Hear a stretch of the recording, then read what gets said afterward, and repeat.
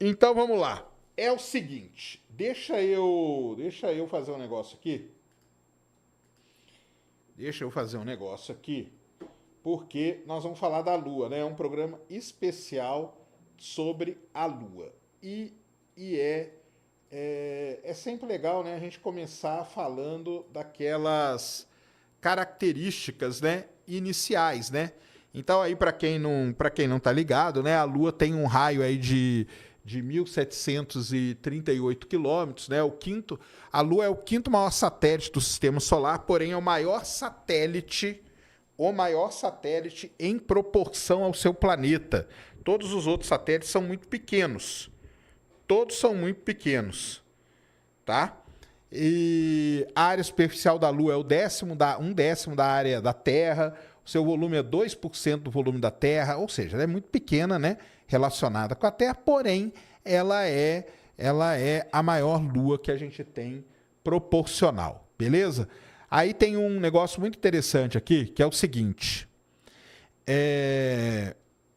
o pessoal não entende muito isso, e isso causa muita confusão, tá? O momento angular do sistema Terra-Lua, ele é muito alto, tá? E isso foi a primeira vez que sugeriu a ideia de que a Lua se formou por um grande impacto com a Terra. Porque imagina que estava a Terra lá, veio um grande objeto, bateu na Terra, isso aí tudo alterou, né, o momento angular e aumentou. O momento angular do sistema Terra-Lua, ele é muito alto. Isso, para quem não sabe, foi a primeira pista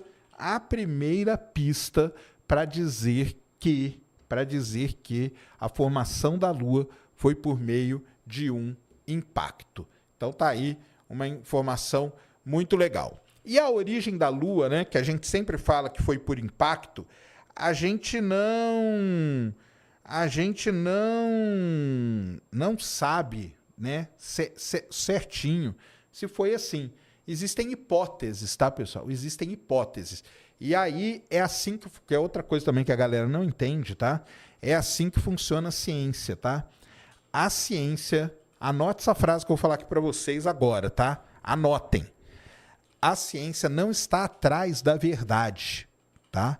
Ela quer explicar os fenômenos naturais da melhor forma possível, usando um melhor conjunto de evidências que a gente tem. É assim que funciona a ciência, tá bom? Então, o que acontece? O pessoal vai atrás de evidências para bolar essas hipóteses todas sobre a formação da Lua. Então, a origem da Lua foi a primeira grande questão aí que a gente teve, né? A origem do sistema solar, da Lua e tudo mais. Então, olha só que legal. Vou passar aqui para vocês algumas ideias sobre a origem da Lua. Uma das primeiras dela foi pelo meio da coacreção, que chama. Ou seja, a Lua seria um mundo irmão da Terra.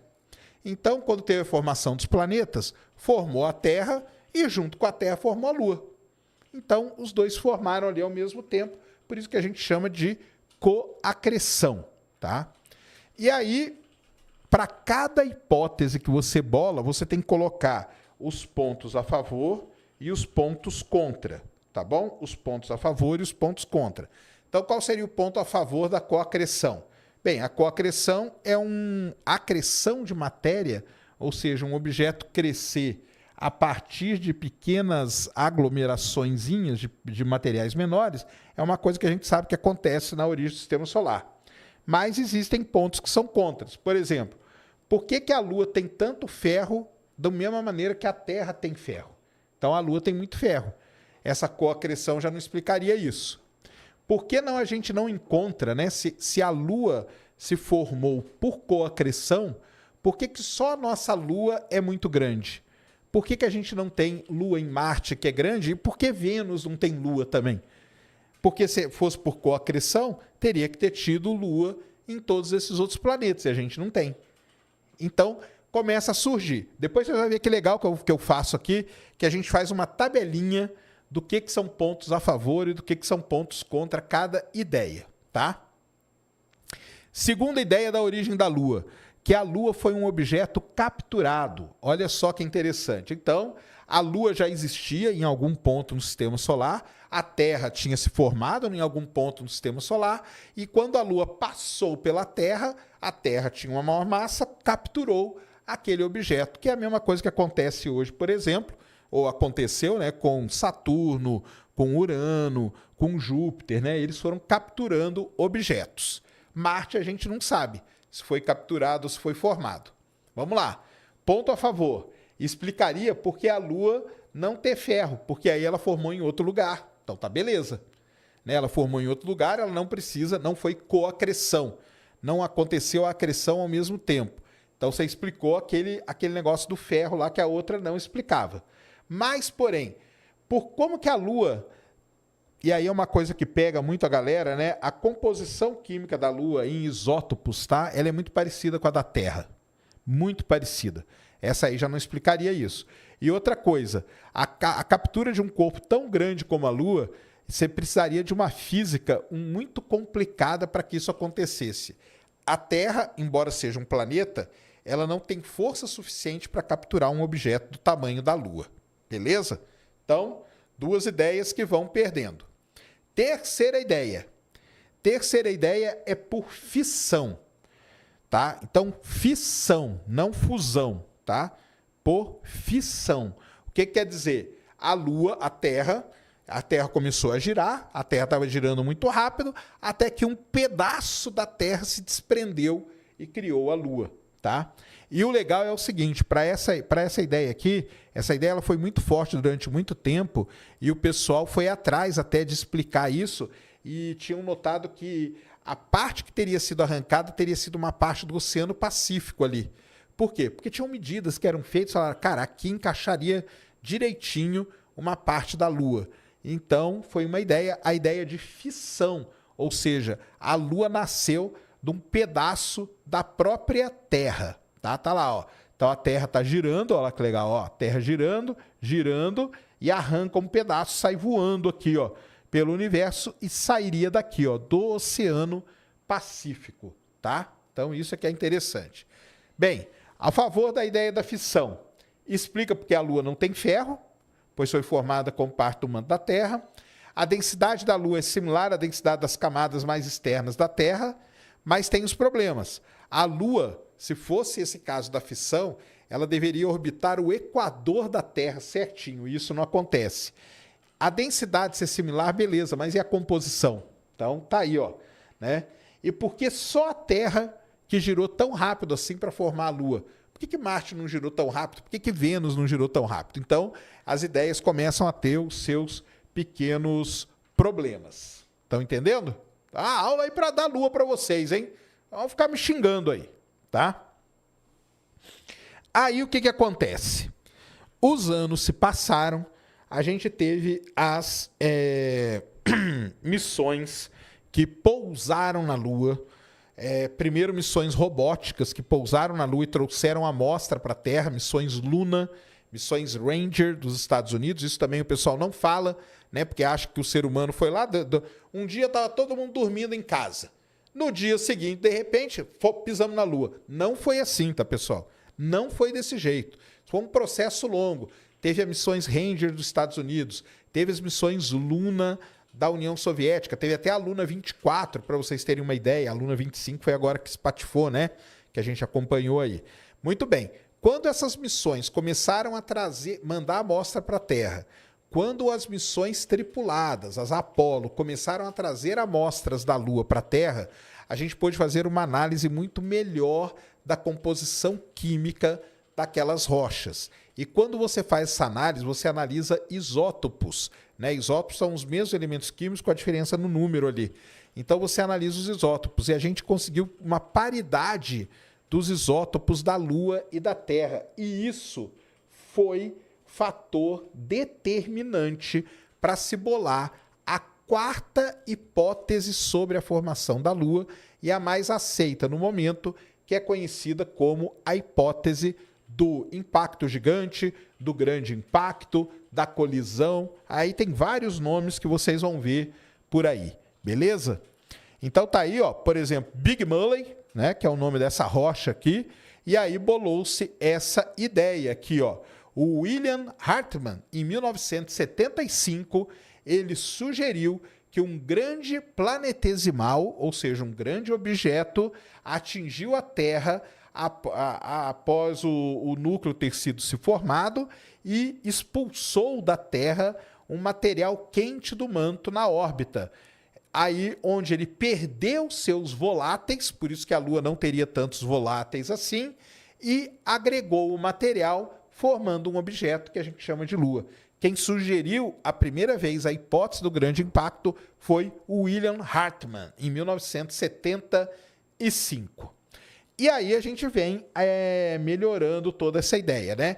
Então, o objeto tinha aproximadamente o tamanho do planeta Marte, ele colidiu com a Terra há cerca de 4,6 bilhões de anos atrás, o material, depois de misturado, foi ejetado e entrou na órbita da Terra, a Lua seria derivada mais da crosta e do manto do que o próprio objeto.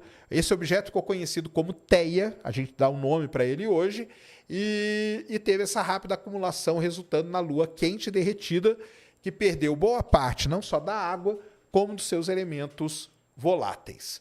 E aí, ó, isso aqui é uma imagenzinha, que vocês estão vendo aqui, do William Hartmann, tá? Uma das primeiras vezes que os geólogos conseguiram simular em computador como seria a origem do nosso satélite. Então tá aqui, ó.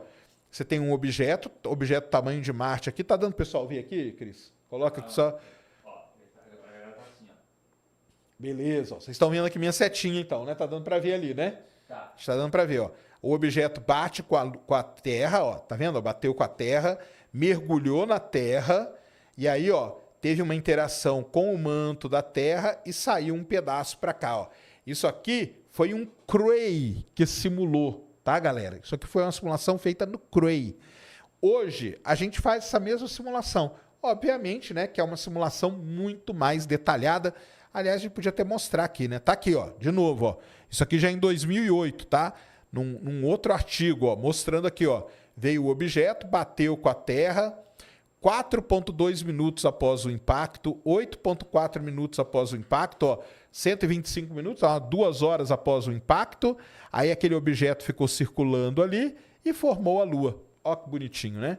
Então tá aí a teoria do grande impacto. Ó, tá vendo? São várias... como que a gente diz isso aqui? Representações gráficas que a gente tem hoje para explicar como aconteceu o grande impacto. Só não me venha pedir um vídeo sobre como foi o impacto que formou a Lua, né? Porque não vai ter, tá bom? Então tá aqui, isso aqui só meus alunos que têm, para eles poderem ler depois e tal, não sei o que, né? Mas tá aí, ó, a hipótese do grande impacto, algumas vezes também chamada do Big Splash ou do impacto de Theia, sugere que a Lua se formou por detritos de uma colisão entre a Terra e um objeto astronômico do tamanho de Marte, aproximadamente 4,5 bilhões de anos atrás, cerca de 20 a 100 milhões de anos após a formação, a coaleção, né, do Sistema Solar. O objeto que colidiu é algumas vezes chamado de Theia. Theia é o nome mítico de Titã, né? Que foi a mãe de Selene. Quem é Selene? Como chama? Vamos ver. Deixa eu ver se vocês sabem, hein? Alguma coisa da Lua. Ou vocês só sabem xingar. Qual é o nome da área dentro da astronomia que se estuda a Lua? Valendo, hein? Deixa eu ver quem vai ser o primeiro. Tô acompanhando aqui, hein? Quero ver. 3, 2, 1. Valendo. Valendo. Qual é o nome da área dentro da astronomia onde se estuda a Lua? Tem um nome. Não vale procurar no Google, né? Não vale procurar no Google. Vamos? Selene é o nome da deusa. Qual é o nome da ciência, da área que estuda? Lunologia, errou. Lunologia, errou. Lulalogia, errou. Não, errou. Aí, acertou aqui, ó. Eric Oliveira. Muito bem, Eric Oliveira. Está de parabéns, tirou 10 na aula de hoje. Vai para casa com uma estrelinha aqui no seu nome. Selenografia, galera. Isso mesmo. Selenografia é a área da ciência que a gente chama, né, dentro da astronomia, que estuda a Lua, tá?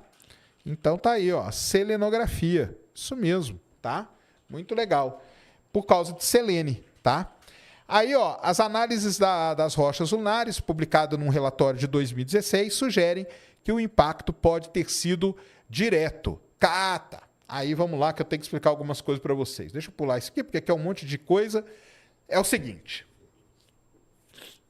Uma coisa é saber que foi um impacto, beleza? Até aí tá show de bola. Agora, depois que eles já analisaram bem e falaram, galera, ó, a hipótese que melhor explica a formação da Lua é um impacto. Mas e esse impacto, como que ele foi? Será que ele foi um impacto, será que pegou de raspão? Será que foi um impacto direto? Como que esse objeto impactou? Então, hoje, os grandes estudos que tem sobre a origem da Lua é tentando desvendar, de alguma maneira, como esse impacto aconteceu para formar a Lua como a gente conhece. E aí, como que eles fazem isso? Hoje, né, a gente tem computadores muito mais, como que eu vou dizer assim, muito mais poderosos, né? E a gente consegue simular isso de uma maneira incrível, tá? E é legal pra caramba as simulações que tem. Aliás, daqui a pouco eu acho que posso até abrir, né, aqui a simulação mais recente que se tem da origem da Lua, tá? Então, essa que é a grande questão hoje. É como esse impacto ocorreu. Ele ocorreu meio de raspão, ele ocorreu direto, o objeto bateu e saiu assim, o objeto mergulhou e saiu do outro lado. Então tem várias ideias para explicar. Aí, olha que legal, cara. Olha que legal isso. O pessoal monta essa tabelinha aqui, ó. Tá vendo? Então aqui estão todas as hipóteses que eu falei para vocês. Coacrição, captura, fissão e impacto. Tá bom? E aqui as coisas importantes. Presença de voláteis, isótopos, órbita, presença de ferro e a física necessária para tudo isso acontecer. E aí eles dão nota, ó, tá vendo? A é que tem uma boa nota, tá? B, né? C, tal, não sei o quê. E F, né? Quando tem F, é o quê? É o Big F que a gente conhece, tá bom? Então, na verdade, por que se fala que a hipótese do grande impacto é a melhor hipótese que existe hoje para explicar a origem da Lua? Por quê? Porque se você pegar na nossa tabelinha aqui, ó, o impacto ele tira A na presença de voláteis, A na presença de isótopos, B+ na órbita, A na presença de ferro e B+ na física. A segunda aqui, ó, seria a fissão. Olha que legal, hein? A segunda seria a fissão. Ela tira B em órbita, ela tira F em ferro, ela empata com a do impacto. Olha que legal, tá vendo só? Depois a da captura, tira F. No A, na órbita, a da captura na órbita, ela vai melhor do que a do impacto. Tá vendo só como que é difícil, cara? Ciência, galera, não é um negócio que você senta e faz aí do jeito que a galera fala para vocês, não, tá? É complicado, demora, tá bom? Para fazer. E aí a coacreção é a que vai mal, quase todas, né? Só que ela vai bem na física e ela vai bem nos isótopos, tá? Então, é assim que a gente estuda a origem da Lua do nosso satélite. Beleza? Estão entendendo? Estão entendendo, né? Acho que estão entendendo. Tiago Assunção, há animações que representam todos esses? Não, cara, hoje o pessoal foca... Você tem representações, né, gráficas, né? O pessoal foca hoje... as simulações computacionais são focadas na hipótese do impacto. E olha que legal, que eu vou mostrar para vocês agora. Isso aqui é bem recente, tá, galera? Isso aqui é bem recente mesmo. Começamos a estudar a Terra, né? A gente estuda, nós geofísicos, a gente estuda o interior do nosso planeta, tá? O interior da Terra. Como que a gente estuda o interior da Terra? Através de ondas sísmicas. Então, um terremoto aconteceu lá no Japão, aqui na USP, aqui em São Paulo, eu tenho uma estação sismológica, um salve para a galera aí da rede sismológica brasileira. Essa onda, ela atravessa o planeta, atravessa a crosta, manto, núcleo e dá aqui no Brasil, aqui em São Paulo, certo? À medida que essa onda ela vai atravessando a Terra, ela vai alterando a velocidade da onda, vai mudando de acordo com as camadas e de acordo com o tipo de rocha que ela vai atravessando. Vou fazer um negócio bem simples aqui, o mais simples que eu consegui explicar para vocês, beleza? Com isso, olha o que o pessoal conseguiu descobrir, galera. Olha isso, vê se isso não é demais. Existem zonas na Terra que a gente chama zonas de baixa velocidade de onda sísmica. E ao estudar essas zonas de baixa velocidade e ao simular isso com materiais distintos, chegou-se à conclusão de que pode existir no interior da Terra o quê? Pedaços de teia. Olha isso que demais. Então tá aqui, ó. Tá vendo? A gente chama de Low Layer SVP, né? Então camadas com esse tipo de onda aqui de baixa velocidade. Então você tinha teia, você tinha terra. Teia bateu com a terra. Um pedaço saiu e formou a Lua. E o outro pedaço de teia ficou dentro da Terra. Ficou despedaçado e depois se juntou aqui e formou esses grandes pedaços aqui. Então existiria dentro da Terra hoje pedaços de teia. E olha que demais isso aqui, ó. Isso aqui... Essas coisas aqui avermelhadas, ó, o legal de usar o monitor aqui é isso, ó. Tá dando para vocês verem aqui, ó, direitinho, tá vendo, ó? Essas coisas aqui, ó, são as anomalias de velocidade de propagação de onda. Então quer dizer que aqui você teria um pedaço de teia, aqui você teria um outro pedaço de teia. Olha que demais, é demais. Cara, isso é uma das coisas mais sensacionais que tem. E aí o pessoal pega isso e faz o quê? Em 3D. Aí é show demais. Olha isso que demais, cara. Isso aqui é muito legal, tá? Então aqui, ó, você consegue hoje, por uma técnica chamada tomografia sísmica, você consegue ver a extensão desses, a gente dá o nome de blobs, tá? Seriam bolhas de baixa velocidade. E aí você tem, olha que coisa legal. Tá vendo aqui que demais, ó? Então você tem a representação tridimensional do que seria teia dentro do planeta Terra. E aqui uma lista, né, de como que foi a exploração da Lua. A exploração da Lua começa, para quem não sabe também, em 1959, com a Luna 2 da União Soviética, que impacta na Lua. Então a União Soviética jogou uma sonda lá para bater na Lua, chamada Luna 2. Depois a Luna 3 foi a primeira a sobrevoar a Lua e fazer imagens do lado oculto. Depois veio o projeto Ranger, né? As Ranger Probe dos Estados Unidos entre 62 e 65. A Luna 9, tá vendo? Depois a Luna 10 foi a primeira a orbitar a Lua. A Surveyor, né? Teve o programa Surveyor também dos Estados Unidos, tá? Foi o primeiro a pousar, fazer um soft land, que a gente chama, tá? Depois as Apollos, depois a Clementine, né? Pouca gente lembra da Clementine, a Kaguya, tá? Depois as Chandrayaan, né? Chandrayaan 1, 2 e 3 agora, as Chang'e 1, 2, 3, 4 e 5, né? Então tá aí uma história riquíssima, tá? Riquíssima. Essa aqui, ó, essa imagem aqui foi a primeira imagem feita do lado oculto da Lua pela sonda Luna 3 no dia 7 de outubro de 1959, quando ela passou a 63.500 quilômetros da Lua. E ela mostrou para a gente pela primeira vez como era o outro lado da Lua. E mostrou que era um lado totalmente diferente do lado que a gente vê. Né? Você não tem grandes mares. Cadê, né? Cadê aquelas estruturas que a gente tem aqui no lado visível da Lua? A gente não tem, tá?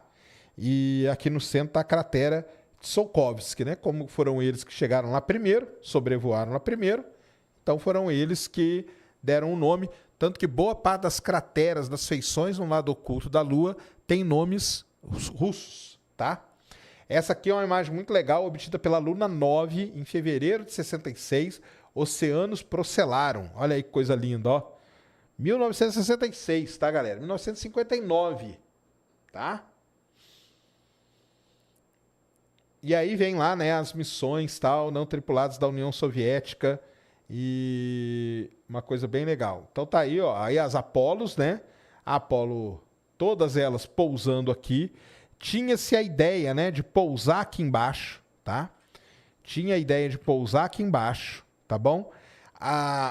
O programa Apollo, ele iria até o 20, originalmente falando, mas ele parou no 17 por conta do problema com o Apollo 13, tá? E também já ter chegado, pousou, já eram eles mesmo, né? Mas pousamos sempre aqui, ó, tá? No Equador lunar, nunca ninguém chegou aqui perto. A Apollo 18, o planejamento dela era pousar nessa craterinha aqui embaixo, aqui, ó, que é a cratera Tycho, que a gente chama, ou Tico, tá? Tycho. Tá bom? CYCHO. E aí tem tudo isso aqui é só quem... Por isso que eu falei, lembra que eu estava oferecendo meu curso de pós-graduação? Meus alunos têm tudo isso aqui para ficar lá olhando e anotando e tudo mais, né? Aí, a Apollo 11, né? Eu não conto toda a historinha da Apollo 11 e tal, não, mas o importante da Apollo 11 para gente que estuda a Lua é isso aqui, ó. Ela trouxe 21,6 quilos de rocha lunar durante 25 horas de atividade extraveicular. Conseguiu calcular a espessura do regolito ali de 3 a 6 metros, tá? E conseguiram identificar 5 grupos diferentes de basalto. Olha que coisa linda isso, tá? Então isso aí é um negócio muito legal. Tá lá, ó. Mar da Tranquilidade. E tá lá a imagenzinha, né? Que eu comecei a live, ó. Então, a LRO, ela passou sobre os locais de pouso da Apollo e ela fotografou todos os locais. Então tá ali, ó. O módulo de descida tá ali. A Little West, né? Essa cratera aqui, ó, pessoal. Essa Little West Crater aqui é a cratera aonde quase... E isso aí foi a destreza do Neil Armstrong, tá? Eles estavam vindo daqui, ó. Eles estavam vindo daqui, ó, para pousar na Lua. A Apollo 11, ela pousou faltando 30 segundos de combustível, né, para acabar. Essa craterona aqui, ó, foi dessa craterona aqui, a Little West, que ele desviou para ele não pousar aqui dentro dela e ele conseguiu pousar aqui fora, tá? Isso aí tudo para a manobra dele, que foi muito, muito bem feita, tá? Muito bem feita mesmo. Aí tá aí uma das grandes provas, né, de por que a gente sabe que o ser humano pisou na Lua. Porque os caras deixaram um retrorefletor. Você vai em alguns observatórios hoje no mundo, por exemplo, esse observatório aqui, ó, na Universidade do Texas, ele atira o laser na Lua e mede. Como que ele vai fazer isso? Me diz. Você vai lá, cara. Você vai lá e vê isso aqui acontecer, tá? Então, aquela história, né? Aí vai vir toda uma parte de geologia aqui, que eu não vou encher o saco de vocês com relação a isso. Aí vem a Apollo 12. Então tá aí, o local da Apollo 12, toda a medida de regolito e tudo mais, né? E tá aí onde a Apollo 12 pousou, ó, tá vendo? E, o legal é isso aqui, ó. Tá vendo aqui que tá escrito, ó, Copernicus Race. Existem crateras na Lua. Sair daqui. Existem crateras, isso aqui é muito importante, galera. Existem crateras na Lua que acontece isso aqui, quer ver, ó? Deixa eu ver aqui. Moon.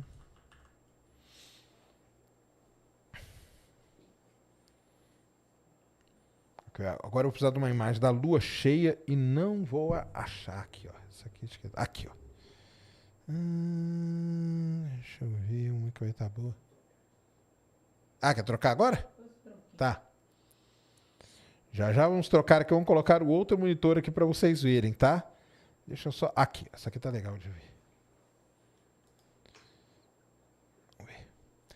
Existem crateras na Lua e o melhor exemplo de todas elas é a cratera chamada Tycho, tá? TYCHO. Que a gente fala... Não vai abrir, não? Que a gente fala Tycho, que é o nome dela.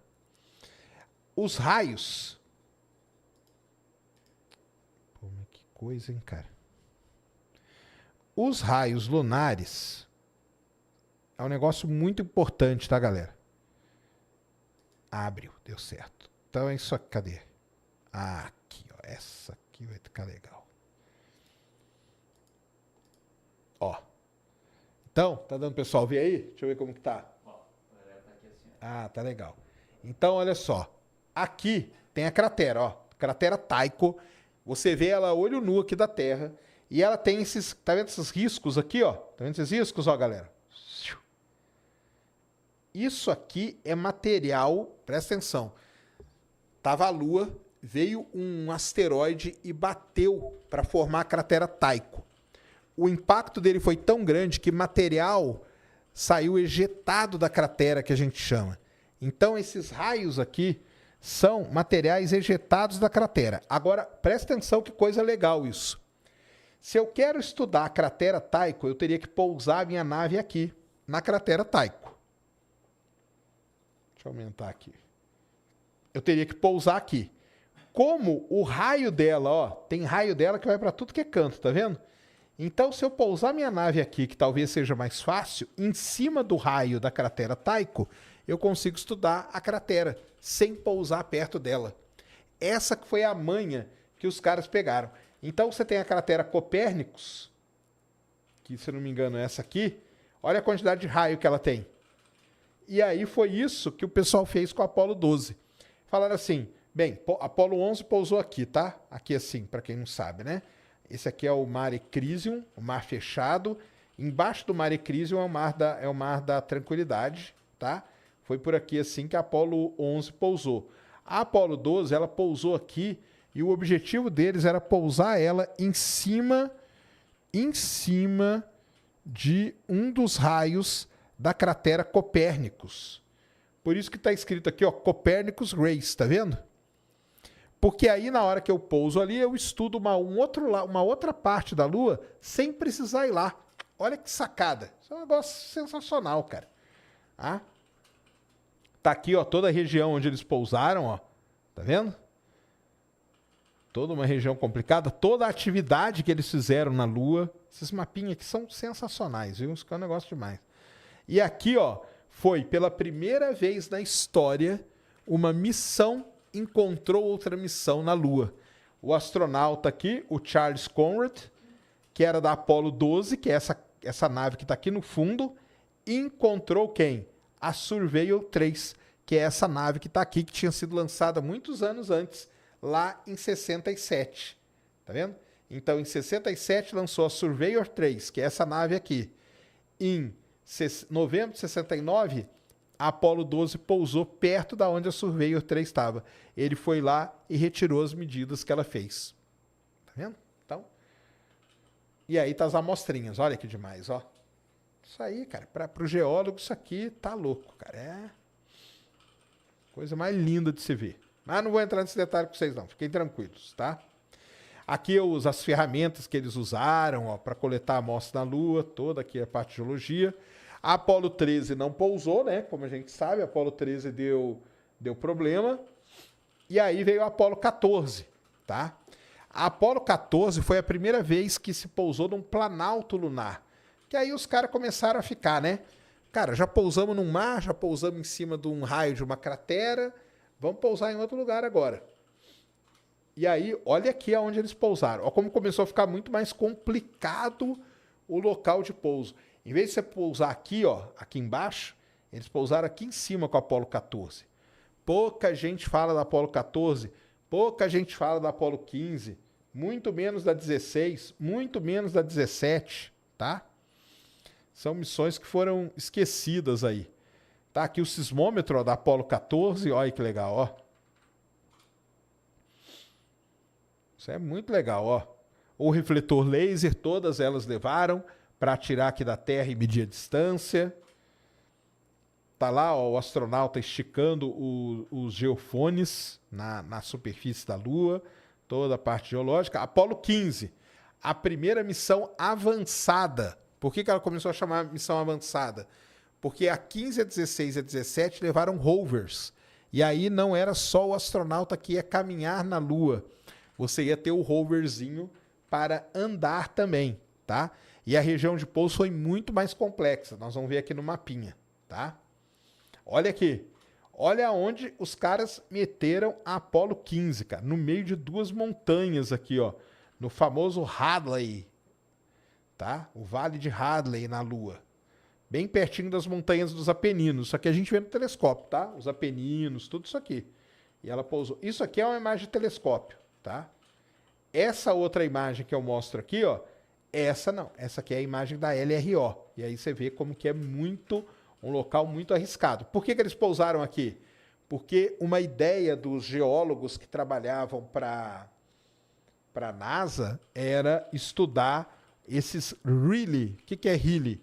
Rhyli é uma feição geológica que seria algo parecido com um canal, tá? Com um canal na Lua. Então, é esses Rhylis aqui. E os geólogos queriam entender e estudar isso. Por isso que eles resolveram pousar perto de um. Porque aí, com o LRV, com o rover, eles conseguiram ir até lá e coletar a amostra. Olha aí que legal, ó. Tá vendo? Esse aí é o Jim Irving. Você nem lembra dele, né, cara? Você pergunta valendo $1 milhão. Quem foi o motorista do rover na Apollo 15? Não ia saber que é o Jim Irving jamais, né?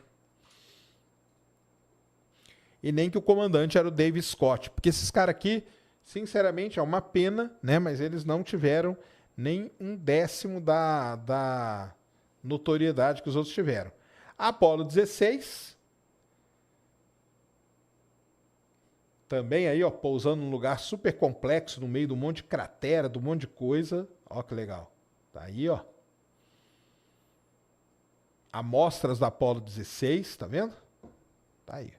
Os equipamentos que estão lá até hoje, funcionando, os refletores. E aí, uma coisa muito legal foi isso aqui, ó. Com os sismômetros, tá? O pessoal conseguiu fazer o quê? Registrar sismos na Lua. Olha aí. Aqui em laranja, vocês estão vendo os sismômetros da Apollo 12, 14, da 15 e da 16. Você está vendo que eles montaram uma redezinha, ó, um triângulo aqui, ó, legalzinho, e aí conseguiram registrar muitos terremotos na Lua. Isso é muito legal para que a gente entenda a estrutura da Lua, tá? E aí, por fim, a Apollo 17, que pousou lá no Vale de Taurus Littrow, né? Acabou de fazer 50 anos a Apollo 17, tá aí, ó. Lugar super complicado também. Uma junção de dois mares, né? O Mar da Serenidade de um lado, o Mar da Tranquilidade de outro. Tá bom? E aí onde ela pousou. Toda a atividade que ela fez. E aí um material totalmente diferente que ela trouxe. Ela levou, né, 8 pacotes explosivos. Ela detonou, é verdade, eu não lembrava disso. Tá vendo só como é bom revisitar as aulas? Ó. Ela chegou a detonar explosivos lá para fazer estudo. Aí, ó, os vidros, ó, os vidros lunares que a gente chama. Olha que coisa linda. Pro pessoal falar que não foi na Lua, né, cara? Aí é muita sacanagem, né? E tá aí, ó. Muito legal, toda a análise feita nas rochas da Lua. Cris, deu aí? Deu demais, Sérgio. Então tá bom. Galera, um grande abraço a todos, até amanhã e fomos!